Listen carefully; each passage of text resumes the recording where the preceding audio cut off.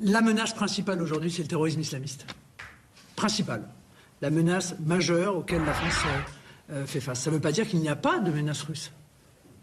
Bien sûr qu'il y a une menace de la part, je l'ai dit d'ailleurs très clairement dans le Figaro, donc je pense que quelqu'un a dû lui faire une fiche, mais qu'il n'a pas dû lire l'article original, sûrement.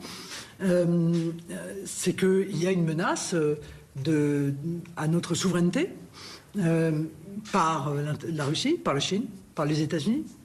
Donc aujourd'hui, la menace russe, elle est plus prégnante. Mais moi, je n'ai confiance, pour vous le dire plus simplement, dans aucune des grandes puissances. Voilà. Aucune des grandes puissances. Ça ne veut pas dire que certaines ne sont pas nos alliés, je vous l'ai dit, les États-Unis sont notre allié, il n'en demeure pas moins que les États-Unis défendent leurs intérêts. Et si leurs intérêts est contraire aux nôtres, ils n'hésiteront pas à sacrifier les nôtres. Je suis pertinemment au courant de cela.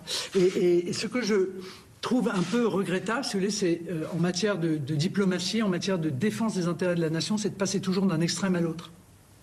C'est merveilleux, ce sont nos alliés, ils peuvent faire ce qu'ils veulent, ou alors non, ça y est, ce sont nos ennemis, parfois du jour au lendemain. Je trouve que cette inconstance dans le domaine de la diplomatie est en quelque sorte un danger pour notre pays.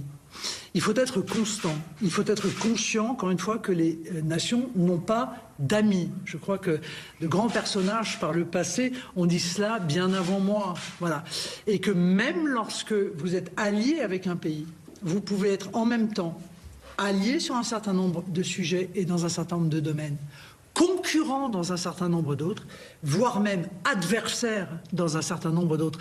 À partir du moment où vous avez cette vision-là, qui me paraît être une vision sage et raisonnable, vous ne tombez pas de votre chaise 3 fois par jour parce qu'un dirigeant d'un des pays change d'avis, prend une autre décision, décide de se retirer d'un théâtre, par exemple, armé après vous y avoir emmené, comme ça a pu être le cas par le passé avec les États-Unis. Vous n'êtes étonné de rien, puisque vous avez cette distance nécessaire pour pouvoir juger des événements. Voilà.